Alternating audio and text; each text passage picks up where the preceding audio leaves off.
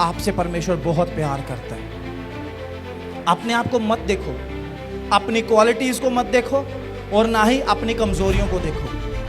आपको छुड़ाने वाला जो परमेश्वर जिंदा है, 24 घंटे आपकी निगाहें उस पर रहें, क्योंकि वो आपको छुड़ाने के लिए सामर्थ्य है।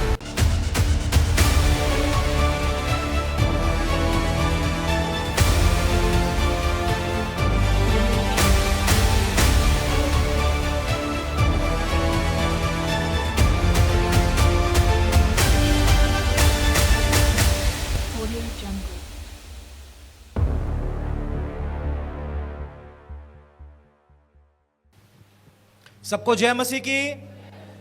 कितने लोगों को विश्वास है प्रभु हमारे बीच में? एक बार हाथ को हिलाएंगे। क्या विश्वास करते हैं प्रभु हमारे बीच में? जोरदार तालियां बजाकर प्रभु यीशु का धन्यवाद करें। सचमुच में परमेश्वर हमारे बीच में है। वो हमारे बीच में बड़े बड़े कामों को करने के लिए जा रहा है। हमारे जीवन में बहुत बार हम मुश्किल दौर से गुजरते हैं। बहुत सारी परेशानियां, बहुत सारी समस्याएं एक साथ हमें चारों तरफ से घेर लेती हैं। जब किसी परिवार के साथ या किसी व्यक्ति के साथ ऐसा होता है तो लोग बोलते हैं उसके ऊपर दुखों का पहाड़ टूट गया, उसके ऊपर मुसीबतों का पहाड़ टूट गया। जब बीमारी आती है तो बीमारी अकेली नहीं आती। बीमारी आती है, बीमारी के साथ साथ फाइनेंशियल प्रॉब्लम्स भी आ जाती हैं। इरिटेशन के कारण गुस्सा आता है तो परिवार में झगड़ा भी हो जाता है। चारों तरफ से बहुत सारी परेशानियां एक साथ हमारे जीवन में आती हैं। जब ऐसी परेशानियों का दौर हमारे जीवन में चल रहा हो, जब हमारे जीवन में बहुत सारी परेशानियों से हम गुजर रहे हों, जब चारों तरफ हमारे अंधकार छाया हुआ हो, और प्रभु में आने के बाद हम जब ऐसे समय को देखते हैं तो बहुत बार निराशा जीवन में आती है। हम अपनी ओर देखने लगते हैं, मेरे जीवन में ऐसी क्या कमी है, मेरे जीवन में ऐसी क्या कमजोरी है कि मेरे जीवन में इतने सारे दुख आए, इतनी सारी परेशानियां, इतनी सारी मुसीबतें आई। इसको कम कर। मेरी जिंदगी में ऐसा क्या है जिसकी वजह से मुझे इस मुश्किल से गुजरना पड़ रहा है? बहुत सारे लोग अपनी तरफ देखते हैं। प्रॉब्लम से निकलने के लिए, बीमारी से चंगे होने के लिए, दुखों से आजाद होने के लिए बहुत बार हम अपने आसपास की तरफ देखते हैं, आसपास के लोगों की तरफ देखते हैं। हम फाइनेंशियल प्रॉब्लम में हैं, हम देखते हैं कौन सा हमारा दोस्त है, कौन सा रिश्तेदार है जो हमारी इस मुश्किल समय में मदद कर सकता है। हमें जॉब चाहिए, हम देखते हैं कौन सा ऐसा बंदा है जिसके कॉन्टैक्ट अच्छे हैं, जिसके लिंक अच्छे हैं, जो हमें एक अच्छी जॉब दिलवा सकता है। हम बीमारी में होते हैं तो हम देखते हैं कौन सा डॉक्टर अच्छा है जिसके पास जाएं, इलाज करवाएं और हम बीमारी से चंगे हो जाएं। हम बहुत बार अपने जीवन की मुसीबतों में और परेशानियों में दूसरों की तरफ देखते हैं, जबकि परमेश्वर बोलता है मत डर, मैं तेरे साथ हूं, इधर उधर मत ताक, मैं तेरा परमेश्वर हूं। इसका मतलब यह है मुश्किल समय में हमें लोगों की तरफ मदद मांगने की बजाय, लोगों की तरफ देखने की बजाय, उन मुश्किलों से निकलने के लिए किसी और से मदद मांगने की बजाय हमें परमेश्वर की ओर देखना चाहिए। क्योंकि परमेश्वर हमें इन आंखों से दिखाई नहीं देता, इसलिए हमें जो दिखाई देता है हम उसकी मदद मांगने की कोशिश करते हैं। हमें लगता है ये बंदा प्रभु ने भेज दिया, शायद ये बंदा मेरी मदद करेगा। वो भाई मेरा मसीह में बहुत साल से है, मुझसे बड़ा प्यार करता है, वो मेरी मदद करेगा। वो डॉक्टर का बड़ा नाम है, उसके इलाज से बड़ी बीमारियां चली जाती है, वो डॉक्टर मेरी मदद करेगा। पर बाइबल बोलती है श्रापित है वो मनुष्य जो दूसरे मनुष्यों पे भरोसा रखता है। हालेलुया। तो आपके जीवन में जरूरत के समय में, मुश्किल के समय में, अंधकार के समय में, समस्या के समय में हमें और आपको किसी भी तरह से मनुष्यों की ओर, दूसरों की ओर नहीं देखना। हमें देखना है तो परमेश्वर की ओर देखना है। हालेलुया।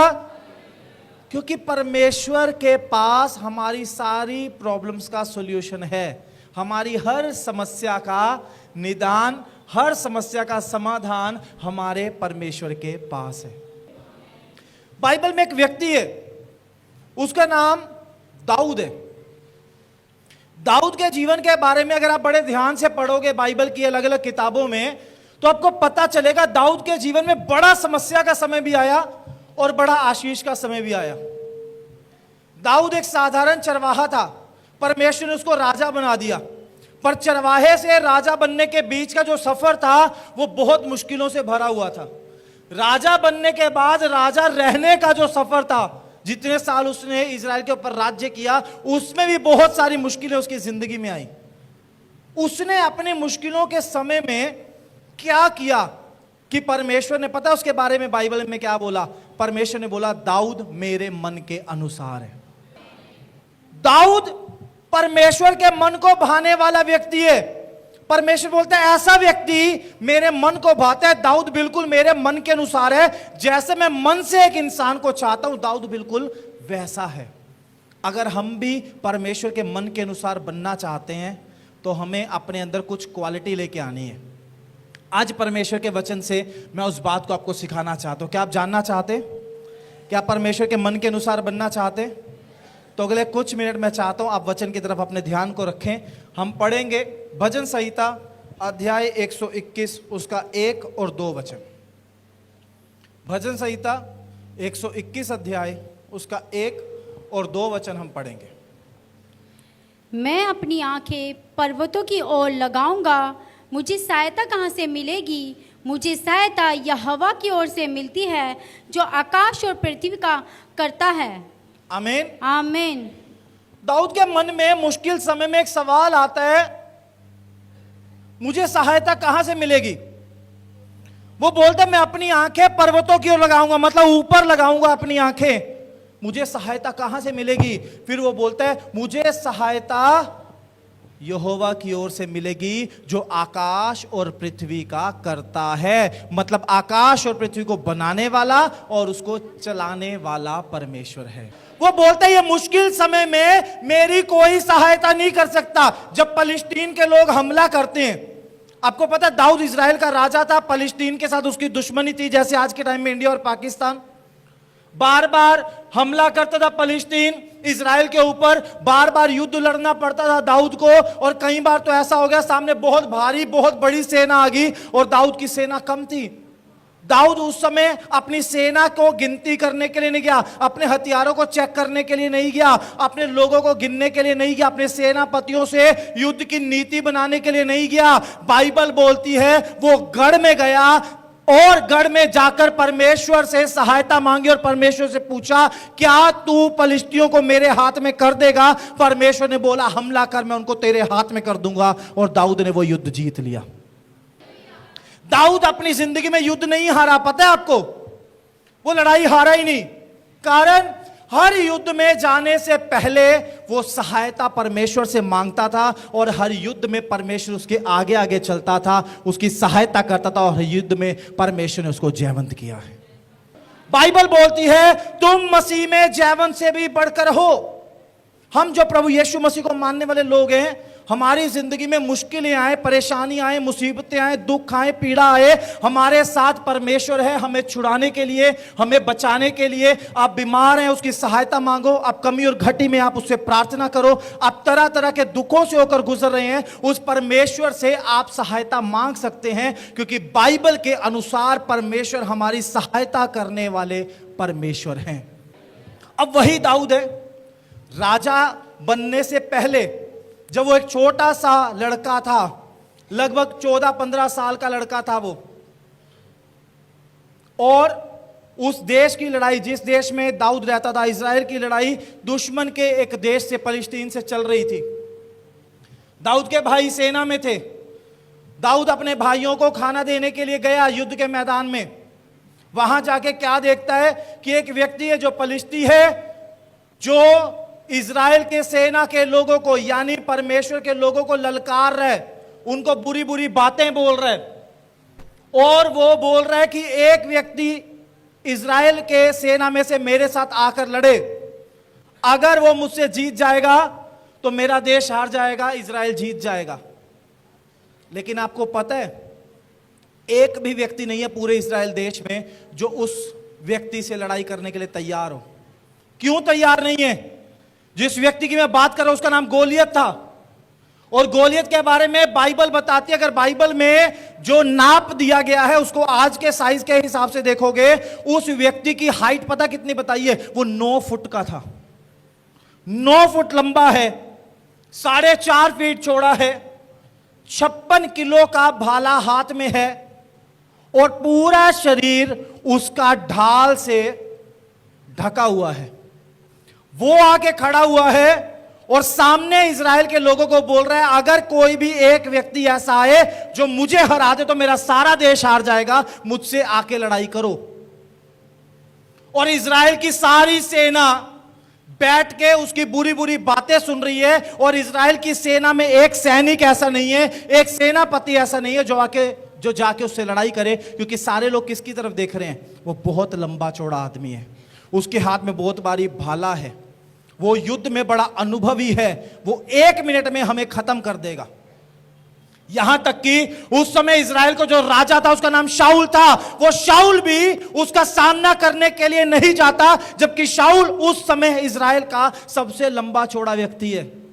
उसको लोगों ने राजा बनाया था। लोगों ने देखा शाऊल बहुत अच्छी हाइट का है, बहुत अच्छे शरीर का बना हुआ है और इसको हम राजा बना देते हैं। तो शाऊल भी गोलियत का सामना करने के लिए तैयार नहीं है, क्योंकि शाऊल भी घबराया हुआ है कि सामने वाला व्यक्ति बहुत लंबा चौड़ा है, बड़ा ताकतवर है। दाऊद वहां खाना देने के लिए गया। दाऊद ने सारी सिचुएशन को देखा। दाऊद ने बोला, इससे तो मैं लड़ लूंगा। उसके भाइयों ने उसको डांटा और बोला, घर चल, तेरा काम क्या, तू भेड़ बकरियां चराने वाला बच्चा है, जाके अपना काम कर। 15 साल का बच्चा जो चरवाहा है, जो भेड़ बकरियां चराता है, जिसने आज तक कोई लड़ाई नहीं लड़ी, युद्ध का कोई अनुभव नहीं, वो बोलता है मैं जाकर गोलियत को हराऊंगा। इजराइल के राजा से मिला। राजा शाऊल को बोलता है मुझे युद्ध लड़ने के लिए भेज दे, मैं उसको हराऊंगा। शाऊल ने पता क्या बोला? राजा बोलता है, अरे तू लड़का है, तू लड़का है और वो लड़कपन से, बचपन से लड़ाइयां लड़ता आया है। जितनी तेरी उम्र है उससे ज्यादा उसको लड़ाइयों का अनुभव है, तू उससे जाके कैसे लड़ेगा? और वहां दाऊद बोलता है, मैंने शेर को भी मारा, मैंने भालू को भी मारा, मैंने अपनी भेड़ों को उनके हाथों से जिंदा बचाया है, मैं जाकर लड़ूंगा। शाऊल ने बोला, तैयार हो, ठीक है, मैं तुझे भेजता हूं। शाऊल ने उसको युद्ध के लिए कपड़े पहनाए, उसके शरीर पर ढाल, हाथ में तलवार, दूसरे हाथ में ढाल, जब पहना दी, सब कुछ कर दिया, दाऊद से चला भी नहीं जा रहा, क्योंकि उनका वजन इतना ज्यादा है। दाऊद का कद छोटा है, वो इतने नाटे कद का है या इतना बच्चा है कि युद्ध के कपड़े, युद्ध का साजो सामान भी उससे संभाला नहीं जा रहा है, तो कैसे लड़ाई करेगा? दाऊद ने बोला, मैं लड़ूंगा। दाऊद ने वो सारा कुछ उतारा, 5 पत्थर उठाए, इधर एक पोटली बांधी, पोटली में 5 पत्थर डाले, एक गोफन उठाई और हाथ में, दूसरे हाथ में लाठी ली, युद्ध के मैदान में चला गया। जब सामने से गोलियत आया, गोलियत ने देखा बच्चे को लड़ाई करने के लिए भेज दिया, बच्चा मेरे साथ लड़ेगा क्या? जिसके हाथ में ना तलवार है, ना भाला है, ना तीर है, ना कोई तेजदार हथियार है, यह मुझसे कैसे लड़ेगा? गोलियत ने बोला, अरे मैं कोई कुत्ता हूं क्या जो लाठी लेके तू मुझे मारने के लिए आ रहा है? दाऊद ने जानते क्या जवाब दिया? दाऊद ने बोला, ध्यान से सुन, ये युद्ध मेरा नहीं है, ये युद्ध मेरा नहीं है, तूने जीवित परमेश्वर के लोगों को ललकारा है, ये युद्ध सेनाओं के यहोवा का है और वही आज तुझे मेरे हाथ में कर देगा। ये फर्क है दाऊद में और हम में। ध्यान से सुनना है, आगे एक्सप्लेन स्टोरी को करेंगे, लेकिन यहां पे रोक के आपको सिखाना चाहता हूं। हमारी जिंदगी जब मुसीबत आती है वो गोलियत जैसी आती है, लंबी चौड़ी बहुत बड़ी, जिससे हम डर जाते हैं और हमें लगता है ये मुसीबत नहीं जा सकती, ये बीमारी खत्म नहीं हो सकती, ये परेशानी नहीं जा सकती, ये दुष्ट आत्मा बड़ी भयंकर है, इस दुष्ट आत्मा से छुटकारा नहीं हो सकता, मेरे घर के हालात सालों साल से ऐसे हैं, ये घर के हालात नहीं बदल सकते, मेरी नशे की आदत बड़ी पुरानी है, ये नशा मेरी जिंदगी से नहीं जा सकता। क्योंकि हम अपनी परेशानी की तरफ देख रहे हैं जो बहुत बड़ी है। सारे इजरायली, इजराइल का राजा, इजराइल की सेना उस मुसीबत की तरफ देख रही थी जो गोलियत के रूप में उनके सामने थी, जो बहुत बड़ी थी। पर पूरे इज़राइल की सेना में और दाऊद में फर्क ये था, दाऊद सामने वाले व्यक्ति को नहीं, दाऊद परमेश्वर की ओर देख रहा था। वो जानता था ये युद्ध दाऊद का नहीं, ये युद्ध परमेश्वर का है। बाइबल बोलती है उसने आपको माँ के गर्भ से चुन लिया है, आपको नाम लेकर उसने बुलाया है और वो बोलता है तू मेरा ही है। हालेलुया। आप परमेश्वर के चुने हुए हैं। आपकी ज़िंदगी की लड़ाई आपकी नहीं, आपकी ज़िंदगी की लड़ाई परमेश्वर की है। आपको युद्ध लड़ने की ज़रूरत नहीं, आपको प्रार्थना करने की ज़रूरत है, आपको परमेश्वर को पुकारने की ज़रूरत है, आपको परमेश्वर की सहायता की ज़रूरत है। आपका युद्ध परमेश्वर का और परमेश्वर आपको जयवंत करेगा, क्योंकि परमेश्वर को कोई हरा नहीं सकता है। वहां पर दाऊद बोलता है, ध्यान से सुन, आज परमेश्वर तुझे मेरे हाथ में करेगा और मैं तेरे सिर को तेरे धड़ से अलग कर दूंगा। अरे पत्थर से धड़ से सिर अलग हो सकता है क्या? हो सकता है, गोफन से हो सकता है, लाठी से हो सकता है। जो हथियार उसके पास है उससे किसी भी आदमी का सिर उसके धड़ से अलग नहीं किया जा सकता। लेकिन वो जानता है जो परमेश्वर उसके साथ है, आज वो परमेश्वर उस गोलियत को दाऊद के पैरों में डालेगा और दाऊद के हाथ में करेगा। और गोलियत सामने से बोलता है, आज तेरे मांस को आकाश के पक्षियों को खिलाऊंगा, आज तू नहीं बचेगा। और दाऊद बोलता है, आज तेरे सिर को तेरे धड़ से अलग करूंगा। दोनों आमने सामने आ गए और दाऊद ने अपनी पोटली से पत्थर निकाला, गोफन में लगाया, दाऊद के मारा। एक पत्थर यहां लगा और वो 9 फुट का आदमी 9 सेकंड में जमीन पर ढेर हो गया। और दाऊद ने उसके ऊपर बैठ के उसी की तलवार निकाल के उसके सिर को उसके धड़ से अलग कर दिया और इस युद्ध में जय पा ली। पूरे इज़राइल में और दाऊद में यही फर्क है। पूरा इज़राइल मुसीबत की तरफ देख रहा है, दाऊद उस मुसीबत से निकालने वाले परमेश्वर की तरफ देख रहा है। अगर मुसीबत के समय में आपकी आंखें मुसीबत पर लगी हैं, वो मुसीबत आपको बर्बाद कर देगी। लेकिन उस मुसीबत के समय में आपकी आंखें परमेश्वर की ओर लगी हैं, तो वो मुसीबत से परमेश्वर आपको छुड़ाने के लिए जा रहा है। आज का दिन आपके छुटकारे का दिन होने के लिए जा रहा है। इसीलिए दाऊद बोलता है, मैं पर्वतों की ओर देखूंगा, मुझे सहायता कहां से मिलेगी? मुझे सहायता यहोवा की ओर से मिलेगी। आपका सहायक परमेश्वर है, आपको चलाने वाला परमेश्वर है, आपका बचाने वाला परमेश्वर है। दाऊद बोलता है, यहोवा मेरा रक्षक, मेरी दाहिनी और मेरी ढाल है। आपका रक्षक परमेश्वर है। ना शैतान नाश कर सकता है, ना दुष्ट आत्माएं, ना रोग, ना बीमारियां, ना समस्याएं, ना कर्जा, ना दुख, ना मुसीबतें, कोई आपको बर्बाद नहीं कर सकता, क्योंकि आप परमेश्वर के चुने हुए हैं। आपसे परमेश्वर प्यार करता है। आपके लिए यीशु आया, आपके लिए यीशु मारा गया, आपके लिए यीशु गाड़ा गया, आपके लिए यीशु तीसरे दिन मुर्दों में से जी उठा। और यीशु मसीह आज भी जिंदा है। केवल मुसीबत के समय उसकी ओर देखने की जरूरत है। आपको पता है, एक बार प्रभु यीशु मसीह के चेले अपनी नाव में बैठकर झील में एक तरफ से दूसरी तरफ जा रहे थे। सफर के दौरान अचानक झील में बड़ा तूफान आ गया, बहुत तेज हवा चलने लगी, लहरें ऊंची ऊंची उठने लगी और उन लहरों से पानी आकर नाव में भरने लगा। और चेले सारे बहुत डर गए, क्योंकि रात का समय है, बिल्कुल अंधेरा है चारों तरफ, कोई उनकी मदद करने वाला उस झील में नहीं है और यीशु मसीह भी उनके साथ नहीं है। यीशु मसीह दूर पहाड़ पर प्रार्थना कर रहे हैं, पर उस प्रार्थना में भी यीशु मसीह को पता था कि चेले बड़ी मुसीबत में हैं। तो यीशु मसीह पानी पर चलते हुए चेलों के पास आए। यीशु मसीह ने चेलों को बोला, डरो मत, मैं हूं। पर हुआ क्या? हुआ उल्टा। चेले और ज्यादा डर गए। चेलों ने सोचा पहले तूफान आया हुआ था, आंधी आई हुई थी, अब भूत भी आ गया। चेले डर रहे हैं, भूत भूत भूत। चेले तूफान से डर रहे हैं, लहरों से डर रहे हैं, भूत से डर रहे हैं, चारों तरफ डर का माहौल है और मदद करने वाला कोई नहीं है। वहां यीशु मसीह ने बोला, मैं हूं, डरो मत। पतरस ने बोला, प्रभु अगर तू ही है तो मुझे अपने पास पानी पर चलकर आने की आज्ञा दे। जब पतरस ने इस बात को बोला, यीशु मसीह ने बोला, आजा। यीशु मसीह सामने खड़े हैं, नाव इस तरफ है, इस तरफ यीशु मसीह खड़े हैं। पतरस जो साधारण इंसान है, पानी के ऊपर उतरा और पानी पर चलने लगा। जब पानी पर चलने लगा, उसका ध्यान यीशु मसीह से हटा और क्या देखता है?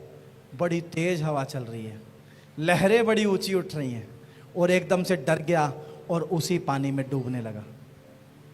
जब वो उसी पानी में डूबने लगा, प्रभु यीशु मसीह ने उसका हाथ पकड़ा, उसको पानी से बाहर निकाला और बोला, तूने क्यों अविश्वास किया? तेरा विश्वास क्यों कमजोर हुआ? जिस पानी से चेले डर रहे थे, जिन पानी की लहरों से चेले घबराए हुए थे, जिस पानी में डूबने का डर चेलों को सता रहा था, उसी पानी के ऊपर चलकर यीशु मसीह इसलिए आए क्योंकि यीशु मसीह दिखाना चाहते, जो तुम्हारा डर है वो मेरे पैरों के नीचे है, तुम्हें डरने की और घबराने की जरूरत नहीं है।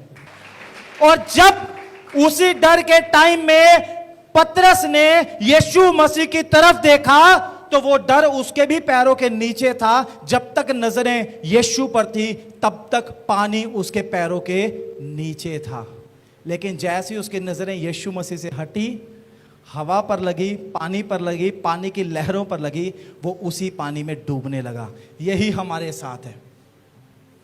हम मुसीबत के समय, दुख के समय, परेशानी के समय, चिंताओं के समय अगर सच्चे मन से प्रार्थना करने वाले और अपने परमेश्वर की ओर देखने वाले व्यक्ति हैं, तो मैं आपको बोल रहा हूं, वो मुसीबत यीशु मसीह के नाम से आपके पैरों के नीचे होगी। आप उसके ऊपर जयवंत हो जाओगे और उस मुसीबत से कोई आपको नाश नहीं कर पाएगा, ना शैतान ना उसके दूत।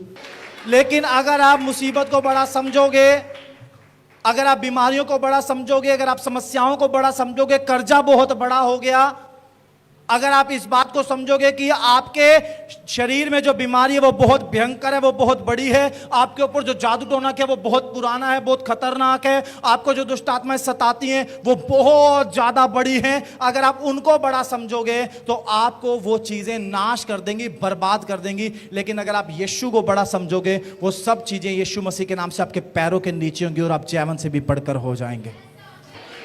मैं आपको इतनी बात बताना चाहता हूं, इतनी बात सिखाना चाहता हूं। आपका सहायक परमेश्वर है। कौन है आपका सहायक? कौन है आपका सहायक? आपका सहायक परमेश्वर है, जो 24 घंटे आपके साथ रहता है। मुसीबत के समय रिश्तेदार साथ छोड़ देते हैं, दुख के समय लोग साथ छोड़ देते हैं, परेशानियों में फंसा हुआ देख के लोग अपना रिश्ता आपसे तोड़ लेते हैं। लेकिन मैं आपको एक ही बात बोलना चाहता हूं, जब ऐसा समय आएगा, परमेश्वर बोलता है, मैं ना तो तुझे कभी छोड़ूंगा, ना ही कभी तुझे त्यागूंगा। परमेश्वर बोलता है, एक मां अपने दूध पीने वाले बच्चे को भूल सकती है, उसको छोड़ सकती है, लेकिन मैं ना तो तुझे कभी भूलूंगा, ना कभी तुझे छोड़ूंगा। आपसे परमेश्वर बहुत प्यार करता है।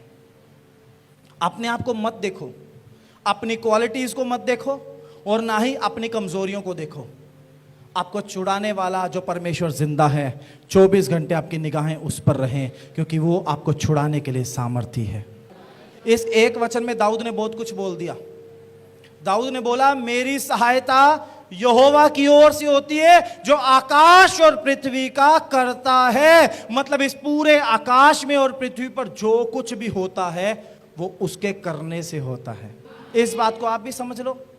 आपकी जिंदगी में जो कुछ होता है, आपके आसपास जो कुछ होता है, आपके शहर में जो कुछ होता है, आपके देश में जो कुछ होता है, और इस दुनिया में जो कुछ भी होता है, वो परमेश्वर बदल सकता है।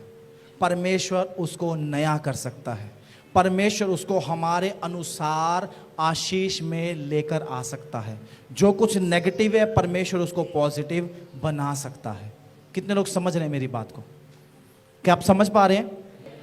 जब मुश्किल समय हो, जब दुख का समय हो, जब पीड़ा का समय हो, जब परेशानी का समय हो, तब आपको लोगों की तरफ नहीं देखना। किसकी तरफ देखना है? किसकी तरफ देखना है? दाऊद क्यों मन के अनुसार है? सारा इज़राइल गोलियत की तरफ देख रहा है और दाऊद परमेश्वर की तरफ देख रहे हैं। ऐसे ही आपको बनना है। आसपास कुछ भी हो रहा हो, आसपास के लोग, यहां तक कि मैं बोल रहा हूं दूसरे विश्वासी लोग भी आपको बोल सकते हैं, प्रभु के दास लोग भी आपको नेगेटिव बोल सकते हैं, चर्च में आने वाले लोग भी आपको नेगेटिव कर सकते हैं, पर आपको नेगेटिव नहीं होना, बल्कि क्या करना है? आपको उस सच्चे और जिंदा परमेश्वर की ओर देखना है, क्योंकि वो आकाश और पृथ्वी का करता है और वो सब कुछ कर सकता है। आमीन। सभी भाई बहनों को जय मसीह की। अगर आप दिल्ली या दिल्ली के आसपास रहते हैं तो आप सब जरूर आएं लिविंग ग्रेस चर्च दिल्ली में। अधिक जानकारी के लिए दिए गए नंबर पर संपर्क करें।